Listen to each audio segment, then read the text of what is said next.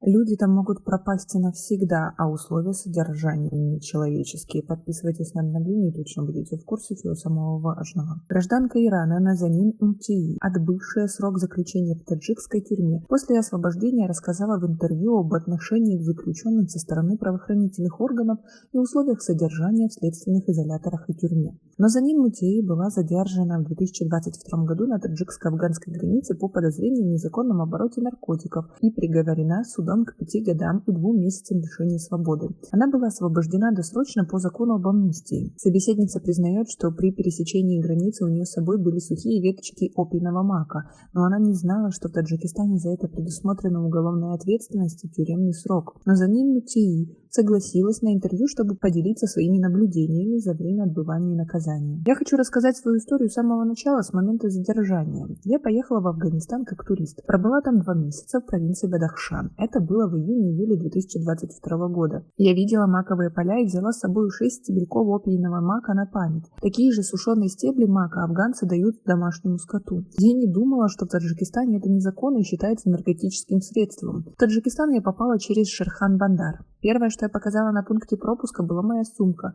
Я положила туда сушеные стебли мака, чтобы они не сломались. Я их хотела увезти с собой в Иран, и их сразу же заметили таможенник. И вот отсюда началось мое заключение. Я сказала, что не знала, что это карается законом, но они слушать меня не хотели. Сначала я находилась в изоляторах временного содержания в Джайхунском районе и в Курган-Тюбе, Бахтар, затем в СИЗО в Душанбе и женской колонии в Нуреке. Сначала меня отвезли в отдел органов безопасности в городе Курган-Тюбе, Бахтар, чтобы убедиться, что я не связана с террористами и экстремистами. Все-таки я попала в Таджикистан из Афганистана. Я пробыла там 3 дня.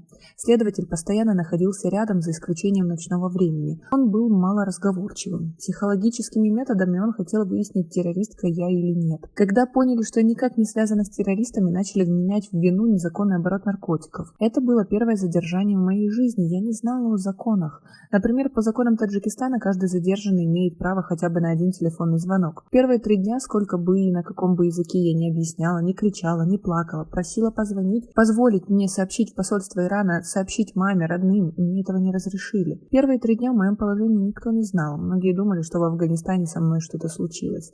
А теперь представьте состояние моих родных в то время. На 3-й день ко мне пришел следователь Насрурло Кудратов. Он сказал, что отвезет меня к послу, но так и не отвез. Он меня обманул. Это было в первый, но не в последний раз. Потом меня отвезли в больницу с 2 офицерами, чтобы зафиксировать, нет ли на моем теле травм. Потом меня доставили в ИВС города Бахтар. Следователь сказал, что я пробуду здесь несколько дней, потом меня выпустят. Поначалу все говорили, что после этого приедет посол и тебя освободят. В ИВС есть камеры, которые рассчитаны на 1 человека. Внутри обычного стоят нары или 2-ярусная кровать. Все стены черные, а помещение освещается за счет ламп, которые установлены в коридоре. В самой камере нет никаких осветительных приборов. Сверху была типа форточка размером с 2 мои ладони. Она была на самом верху, если даже вы захотите, не сможете ею воспользоваться. В ИВС Бахтара и Джайхунского района никогда не давали кофе. В Джайхуне охранники покупали воду и кульчашки приносили мне. Ни в том, ни в другом месте горячую еду не предоставляли. Родственники задержанных передавали своим родным еду, а они делились со мной. К сожалению, таджикское гостеприимство я познала не в лучших условиях, в следственных изоляторах и тюрьме. Также хочу рассказать про СИЗО в Душанбе, так как большую часть своего ареста я провела там. А это 6,5 месяцев и еще 2,5 месяца в тюрьме. Меня поместили в помещении, где кроме меня было еще 6 задержанных. Это была камера на 3-4 метра. Там было 7 коек, 2 из них 2-ярусные. Между ними стол и стул. Там же туалет и умывальник. В стене было одно окно около полуметра, но не было стекла. Его забили досками. Поэтому солнечный свет вообще не проникал в помещение. Поскольку здание построено из цемента, летом там было очень жарко, а зимой очень холодно. Особенно тяжело было зимой, так как в окне не было стекла, и нам приходилось закрывать его целлофаном. Среди охранников были очень хорошие и добрые люди. Они пытались подбодрить и помочь, но были и офицеры, которых я никогда не прощу. На завтрак давали кашу, которая была абсолютно несъедобна. Еще давали биринчаба. Сваренный на воде рис. Были еще макароны. Если повезет, можно было найти там пару кусочков картошки и свеклы. Эту еду невозможно было есть. Для некоторых задержанных приносили дачку. И оттуда без стыда воровали продукты. Ведь вместе с дачкой передавали листок, где было указано, какие продукты переданы. Но передавали не все, что приносили. Охранники и надзиратели просто присваивали себе самую лучшую еду. Также заключенная подтвердила, что там достаточно жестоко обращаются с заключенными. Да, это верно, что мы говорим на фарси, но я многое не понимала из ваших слов, когда попала в Таджикистан.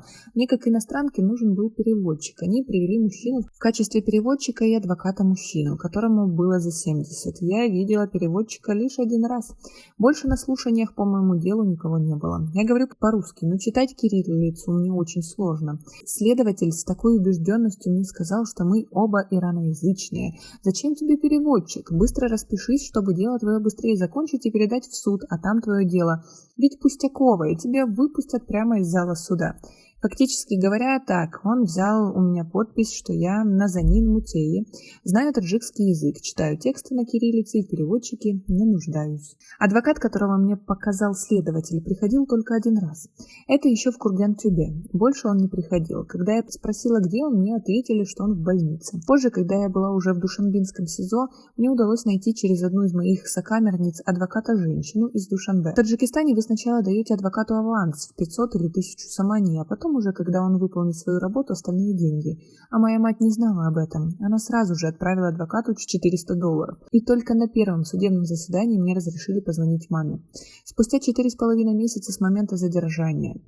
Мама сказала мне, что я сначала доверяла твоему адвокату, но больше ей не доверяю. Адвокат позвонила моей матери и сказала, чтобы моя мама прислала ей $20 000, чтобы меня освободили.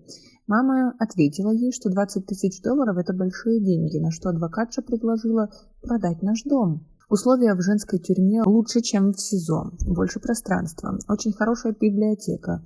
Кормили лучше, чем в СИЗО, но все осужденные там содержались вместе. И воровки, и контрабандисты, и проститутки, и убийцы.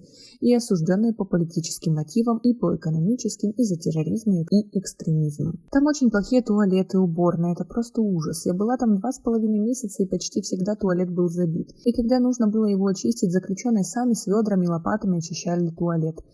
Единственный раз был, когда приехала специальная машина, ассенизатор, чтобы очистить туалет. Я больше никогда не вернусь в Таджикистан, как минимум до тех пор, пока в Таджикистане повсеместная коррупция. Я не приеду, к сожалению. Условия были ужасные, обращение также было в основном ужасное. И возвращаться в Таджикистан в ближайшее время я не хочу. Как вы относитесь к такой ситуации и к такому обращению? Ведь они, в принципе, знали, что когда-то это может всплыть. А у нас пока на этом все. Оцените наше видео подпиской и лайком. До скорой встречи.